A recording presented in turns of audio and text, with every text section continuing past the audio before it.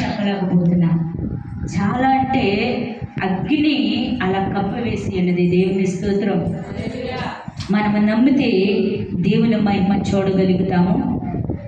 ఎందుకంటే ఇది చాలా మంది కూడా ఆత్మలో వెనకడుగైపోతున్నారు. చూడండి, రోజు మనం ఏదైనా ఒక పనిని తలపెట్టామనుకోండి, అది ఆపుకోకుండా ప్రతిరోజు చేస్తూ ఉన్నప్పుడు మన ధనము కాస్త పెరుగుతూ ఉంటుంది. హల్లెలూయా. ఆ పని చేయకోకుండా రోజు రోజుకి వాయిదా వేసి వెనకబడిపోతే ఏమైపోద్దండి? ధనము కాస్త తగ్గిపోతూ ఉంటుంది. దేవుని స్తోత్రం. దయచేసి ఈ మాటను గమనించండి. అలాగే నాకు ప్రార్థన తెలుసు, వాక్యం తెలుసు, ఆరాధన తెలుసు, నాకు సేవ తెలుసు, ఇలాగా మన జీవితంలో వెనక పడుతూ ఆత్మలు ఏమైపోతున్నాయి అండి? చల్లారిపోతున్నాయి. దేవుని స్తోత్రం. ఆయన మండే అగ్ని జ్వాలలో చల్లారుతూ ఉన్నాయి అన్నమాట. అంటే మన ఆత్మలు మనం బలపరుచుకొని చల్లార్చుకుంటున్నాము. ఒక దినాన మనము బలమైన అభిషేకాన్ని పొంది ఉన్నాము. ఒక దినాన మండే అగ్ని జ్వాలల వలె మండుతూ ప్రకాశింపబడుతూ ఉన్నాము. ఈ దినాన దేవుణ్ణి మహిమ చూడలేని వారిగా ఉన్నాం. దేవుని స్తోత్రం. హల్లెలూయా, హల్లెలూయా. ఆ ప్రకాశవంతమైన కృపను మనం ఏం చేస్తున్నామంటే కూలిపోసుకుంటున్నాము. దేవుని మహిమని గమనించండి. దేవుని అగ్ని మనలో చల్లారిపోతూ ఉంది. మరలా దేవుని మహిమ రావాలంటే మన దగ్గరికి రాదండి. అది వచ్చినప్పుడే మనము దాన్ని ఆస్వాదించి సంపాదించుకునే వారిగా ఉండాలి. ప్రియ సహోదరి సహోదర, ఈరోజు నీవెంతగా దేవుణ్ణి ఆరాధిస్తున్నావు? దానియేలు గ్రంథంలో 6వ అధ్యాయము 9వ వచనాన్ని చూద్దాము. దానియేలు గ్రంథం 6వ అధ్యాయము 9వ వచనాన్ని మనం చదువుదాము.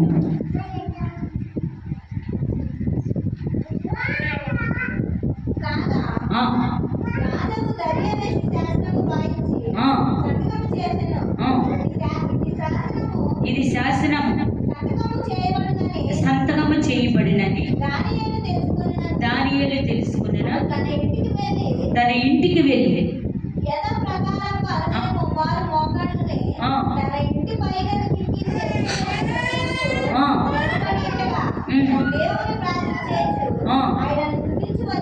హల్లెలూయా. చూడండి, రాజు ఎవరిని కూడా ఆరాధించడానికి వీలు లేదని సంతకం చేసేదంట.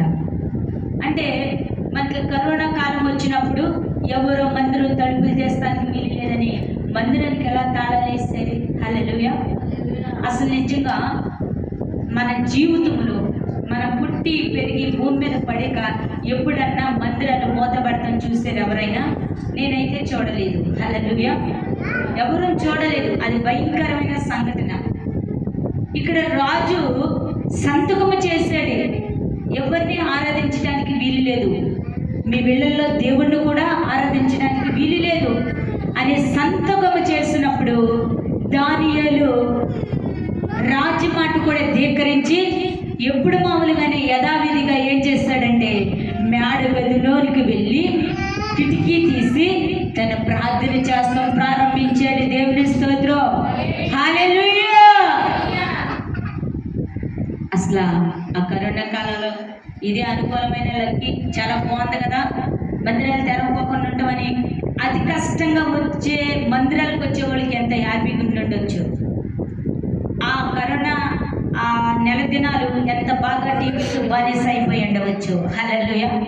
మళ్ళా తెరిచేరు మందిరాలు అన్నట్టుగా ఉండుంటారు చాలా మంది. మళ్ళా మందిరాలు తెరిచేర్రా అసలు వెళ్దామా వద్దా అన్నట్టు వెళ్తుంటే చక్కగా మూతబడిని మళ్ళా తెరిచారంటారు బాబు అన్నట్టుగా ఉన్నవారు చాలా మంది ఉన్నారు. కొంతమంది కుటుంబంలో చూడండి, భార్య పోరు పడలేక, భర్త పోరు పడలేక, పిల్లల పోరు పడలేక, తల్లిదండ్రుల పోరు పడలేక అతి కష్టం మీద మందిరానికి వస్తుంది. హల్లెలూయా. అది ఎప్పుడో తెలుసా? ఒక సండే మాత్రమే. దానియేలు ఎడతెగక ప్రార్థన చేశాడు. రాజు శాసనాన్ని కూడా ధిక్కరించాడు. నా దేవుడికి తప్ప మరొక్క దేవుడిని నేను ఆరాధించను అని శబ్దం చేశాడు. దేవుని స్తోత్రం. అలా మనం ఉండగలుగుతున్నామా? అలాంటి ప్రార్థన మనం చేయగలుగుతున్నామా?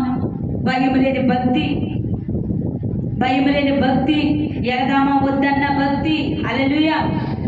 అమ్మా మీ బిడ్డలు బాప్తీసిన, మీరు బాప్తీసిన అప్పుడైనా మా పిల్లలు చాలా చిన్న చిన్న డ్రెస్సులు వేయాలి, చిన్న చిన్న బన్నీలు వేయాలి, ఊరంతా రౌండ్ వేయాలి, చాలా చేయవలసిన పనులు మా పిల్లోడు కొన్ని, నా కొన్ని, మా యజమాని కొన్ని. అప్పుడే ఎందుకండి బాప్తీసిన? హల్లెలూయా.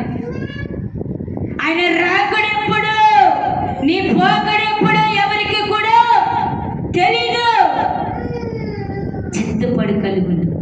అందుకనే వాక్యం ఏం చెప్పించింది? అంచె దినములు వారిని నేను లేపుతున్నాను. నువ్వు బాప్తీసం పొందకపోతే ఆ మట్టిలోని కూరుకుపోయి మన్నైపోయి కేకలు వేస్తూ నరకములో ఉంటావు.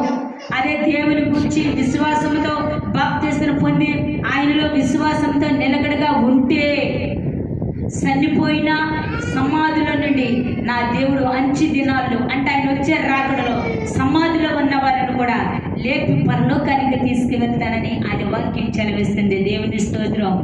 చాలా మంది బాప్తీసం ఎందుకు అంటారు. బాప్తీసం ఎందుకు అన్నదానికి ఏంటంటే మన సమాధుల నుండి ఆయన పైకి లేపబడటానికి, పరలోకానికి చేర్చబడటానికి, రక్షణ మార్గముని ఇచ్చటానికి, ఆ పరలోకములో ఆనందించడానికి ఈ లోక బాప్తీస్న నీకు కావాలి. దేవుని స్తోత్రం.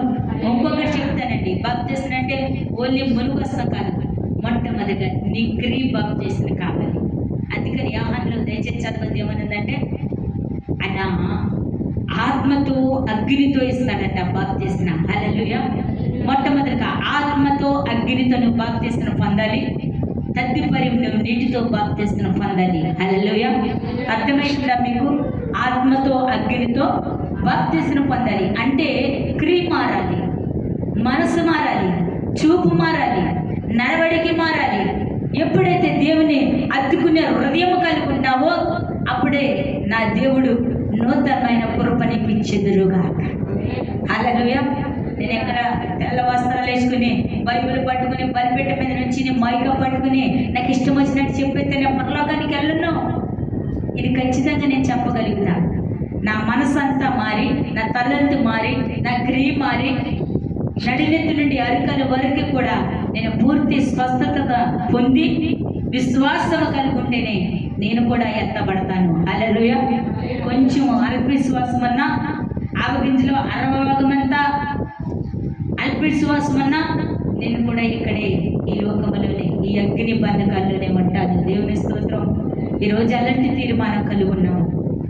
దేవుడు ఇచ్చిన కృపను బట్టి ఎలాంటి కృపణలోకి నువ్వు నడవాలనుకుంటున్నావు? ఈ లోకలు ఆశకి ఆశపడుతున్నావా? ఈ లోకములో ఉన్న వాటికి పరిగెడుతున్నావా? ధన ఆశ, అనేకమైన శరీరాశలకి లోపడుతున్నావా? ఈరోజు తీర్మానం చేసుకో.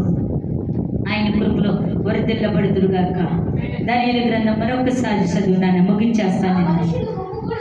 ఆ మనుషులు గుంపు కూడి వచ్చి